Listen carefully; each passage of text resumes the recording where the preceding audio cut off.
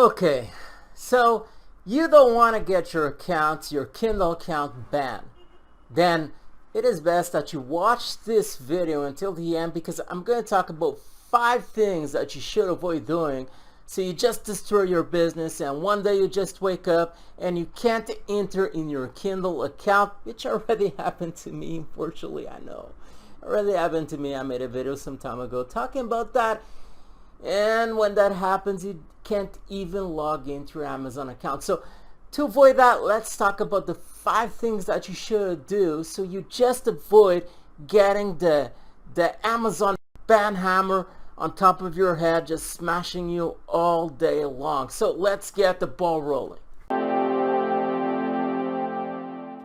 Howdy, ladies and gentlemen, girls and boys. This is Alexo, and today let's talk about the 5 things that you should avoid doing, or otherwise you may just run the risk of getting your Kindle publishing account banned, and nobody wants that. So let's talk about this, and let's start by talking about mistake number 1 that you should just avoid. It shouldn't be part of your repertoire. So let's talk about it. It's mistake number 1 is simply keyword stuffing. Okay, this is something that in the past some courses out there used to recommend this, because the idea is by adding a lot of keywords into your book title, your book tends to better rank for those particular keywords. Now, this used to kind of work in the past, but the Amazon algorithm also has become more evolved, and they no longer give so much importance to the keywords that you insert into your book title. The other thing is that it makes your book title look like crap. And you always need to think about that your book is for readers, for customers, and your book title really helps your book a lot when it comes to selling better on Amazon. So you should have a book title that is enticing, captivating, that makes your customers want to purchase it. And you shouldn't just fill it with a bunch of keywords, because it's not effective any longer, and also it makes your book title sound like crap to your readers. And you can see over here, I wanted to give you an example of this kind of happening. I already saw worse book titles than this one, but once again, this book title already has some keyword stuffing happening, way too much for my taste. You can see over here, keto diet for beginners 2021. That is a keyword. Keto diet for beginners 2021. The ultimate ketogenic diet guide, that's another keyword over here for beginners. Everything you need to know about the ketogenic diet, another keyword. You can see that is just too many repetition of ketogenic happening along the title. And it is something that you should avoid. It sounds like crap, as you can see. It doesn't help your book better sell on Amazon, and it really has very few influence when it comes to your book better ranking for those keywords.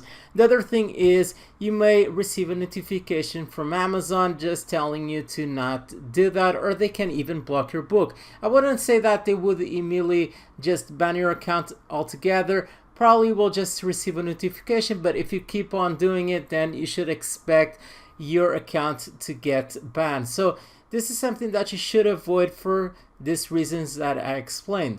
The second thing you should avoid is use trademark book titles.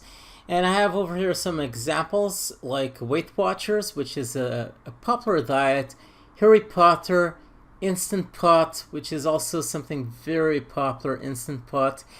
And you should avoid using anything that has trademarks involved. And I know that sometimes it might seem kind of hard for you to resist, because I'm going to be honest when it comes to this. I already committed this mistake. I once published a book related to Weight Watchers. It made a lot of money during the first month. It was crazy. But eventually my book just got blocked by Amazon. That book just disappeared from Amazon, and I got a notification. I didn't get my account banned or anything like that, but I received a notification from Amazon. And if you just keep on doing the same thing, then eventually you might get your account blocked. So it's something that you should avoid doing completely. Anything that has trademark just keep your distance from that, because you're going to run eventually into problems. And yeah, I know a lot of money can be done over here, but it's something that you just shouldn't publish books about. The third thing that you should avoid doing is using categories for a book that has nothing to do with the topic of your book. This is something that I used to see a lot in the past. Nowadays people don't do these things so much, but they still do it.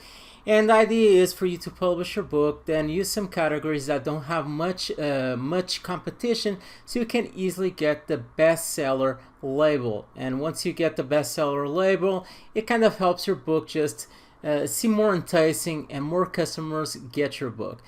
But you may run into problems with Amazon, which is never good.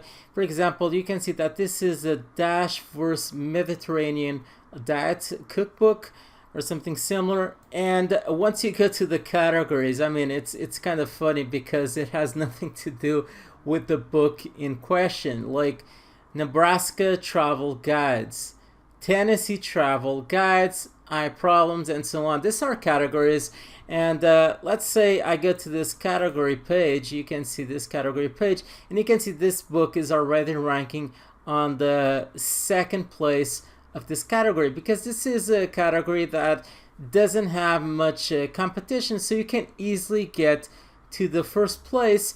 And what happens is, once you get to the first place, like this book, once again, like this book over here, I mean, this book is in the first place, and you can see that it has the bestseller label, although it has nothing to do with the Nebraska travel guides. Okay, so this is something you just don't want to do, just to get the bestseller label, because you are going to eventually just run into problems with Amazon, and you might get your book blocked or something like that.